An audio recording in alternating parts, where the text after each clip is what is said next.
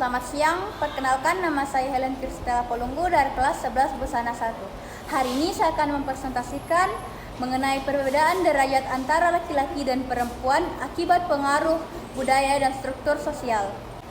Dari pasal 27 ayat 1 Undang-Undang Dasar 1945 yang menyatakan bahwa segala warga negara bersamaan kedudukannya di mata hukum dan wajib menjunjung hukum dan pemerintahan itu tanpa ada kecuali.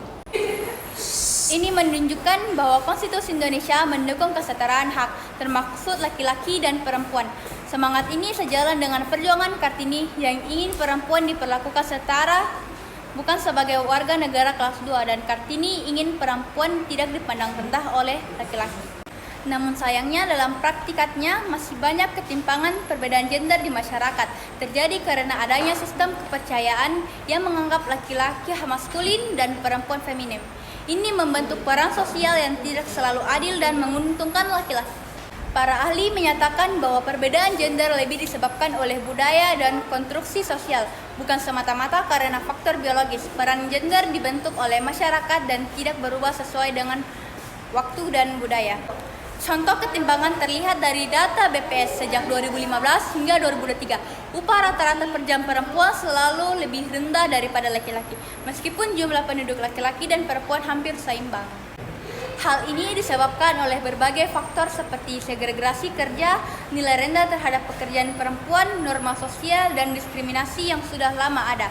Bahkan jika tingkat pendidikan sama, perempuan tetap dibayar lebih rendah.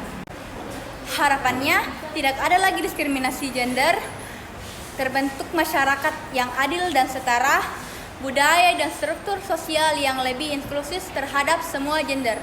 Solusinya, pertama, pendidikan kesetaraan gender sejak dini dengan memasukkan materi ini ke dalam kurikulum dan melatih guru.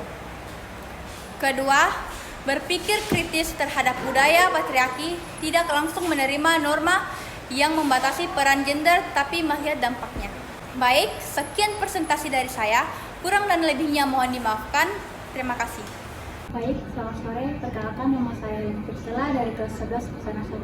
Hari ini wawancara saya dari tugas PPKN ditemani oleh Ibu Sinarti SPDGR, mata pelajaran Bahasa Indonesia. Saya mengajar di kelas 10 dan kelas 11. Saya akan memaparkan sedikit materi yang saya bawa, yaitu perbedaan derajat sosial antara laki-laki dan perempuan akibat pengaruh budaya dan struktur sosial. Sesuai dengan isi Undang-Undang Dasar pasal 27 ayat 1, yaitu segala warga negara bersamaan kedudukannya di mata hukum dan wajib menjunjung hukum dan pemerintahan tersebut tanpa ada terkecuali. Konstitusi kita sudah menegaskan kesetaraan semua warga negara tanpa ada kecuali, termaksud kesetaraan gender.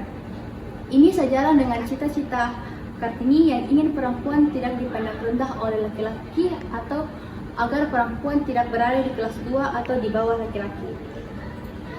Namun nyatanya masih banyak ketimpangan, salah satunya dalam hal upah dan peran sosial. Dari data BPS menunjukkan perempuan masih menerima upah lebih rendah dibanding laki-laki. Kesetaraan gender ini masih belum tercapai di negeri kita sepenuhnya. Perempuan masih menghadapi hambatan budaya dan struktural seperti stereotip bahwa laki-laki adalah pencari nafkah utama. Ini membatasi peran dan peluang perempuan. Maka dibutuhkan kesadaran bersama, regulasi yang adil, serta pendidikan kesetaraan gender sejak dini agar cita-cita Kartini tentang keadilan dan kesetaraan bisa terwujud. Itu dia sedikit dari pemaparan dari saya. Menurut Ibu sendiri bagaimana dengan materi tersebut? Baik, jadi di sini dia tentang apa tadi, gender ya? Kesetaraan gender.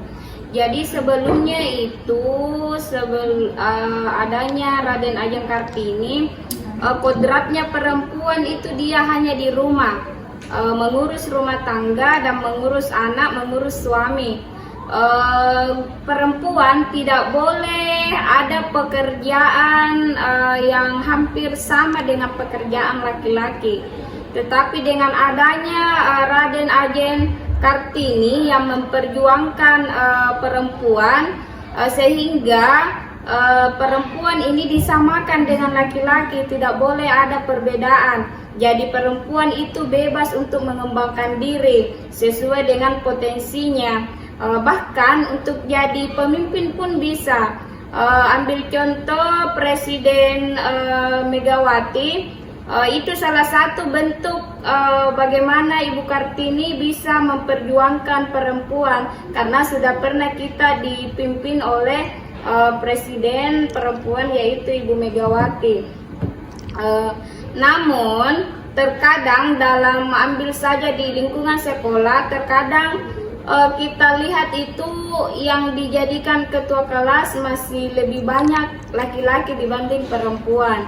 Mungkin itu salah satu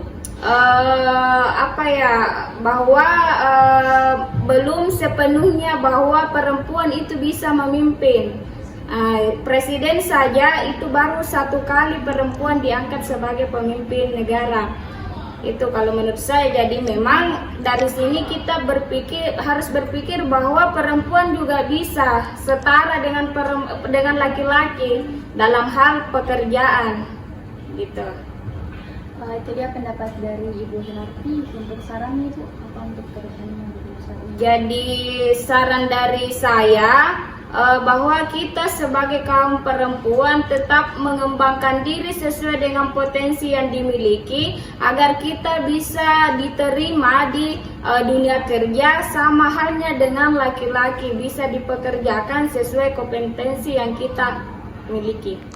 Oke, demikian wawancara hari ini. Terima kasih buat Ibu Sunarti yang sudah meluangkan waktu untuk mengikuti wawancara kami. Sekian dari saya, kurang dan lebihnya mohon dimaafkan. Terima kasih.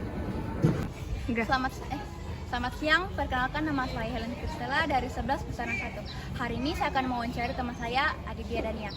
Sebelum saya memulai wawancara, saya akan menjelaskan sedikit dari narasi saya yang berjudul Perbedaan Derajat Laki-laki dan Perempuan Akibat Pengaruh Budaya dan Sosial. Sesuai dari bunyi Pasal 27 ayat 1 Undang-Undang Dasar, yaitu segala warga negara bersamaan kedudukannya di mata hukum dan wajib menjunjung hukum dan pemerintahan itu tanpa ada kecualinya. Ini sejalan dengan cita-cita Kartini yang ingin perempuan tidak dipandang rendah oleh laki-laki dan ingin perempuan tidak berada di kelas 2 atau di bawah laki-laki. Kenyataannya masih ada ketimpangan dalam hal upah atau peran sosial. Data BPJS atau BP data apa namanya? Data BPS.